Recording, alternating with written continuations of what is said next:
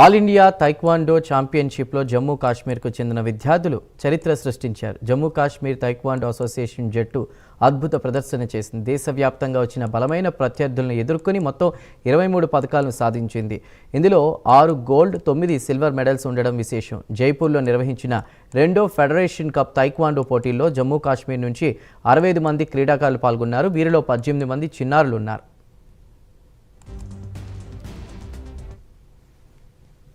క్రమశిక్షణ, నైపుణ్యం, క్రీడా స్ఫూర్తితో వారు ప్రదర్శించిన ఆట పలువురి ప్రశంసలు అందుకుంది. మరోవైపు పూంచ్ నుండి 4వ తరగతి చదువుతున్న లక్షయ్ తోష్ ఖానీ గోల్డ్ మెడల్ సాధించాడు. దీంతో కుటుంబ సభ్యులు సంతోషానికి అవధులు లేవు. మెడల్ సాధించి వచ్చినటువంటి కుమారుడికి కుటుంబ సభ్యులు హారతులిచ్చి స్వాగతం పలికారు. తమ కుమారుడు విజయం సాధించడం సంతోషంగా ఉందని బాలుడి తల్లి వీనాల్ మహాజన్ తెలిపారు. ఇక లక్షయ్ను ఎల్లప్పుడూ ప్రోత్సహించిన కోచ్కు కృతజ్ఞతలు తెలిపారు.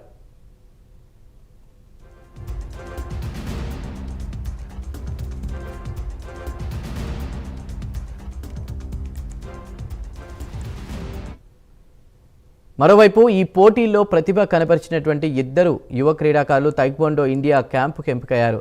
దీంతో ఇది జమ్మూ కాశ్మీర్లో ప్రతిభ పెరుగుతుంది అనడానికి నిదర్శనమని అధికారులు చెప్తున్నారు. ఇక ఫెడరేషన్ కప్లో పాల్గొన్న కోచ్ మమ్షా బషీర్ మాట్లాడుతూ తాము 65 మంది పిల్లలతో పోటీల్లో పాల్గొన్నామని తెలిపారు. పోటీ చాలా కఠినంగా ఉన్నా తన విద్యార్థులు దేశంలోని ఉత్తమ క్రీడాకారులతో పోటీపడి పతకాలు సాధించడం ఎంతో గర్వంగా ఉందని తెలిపారు.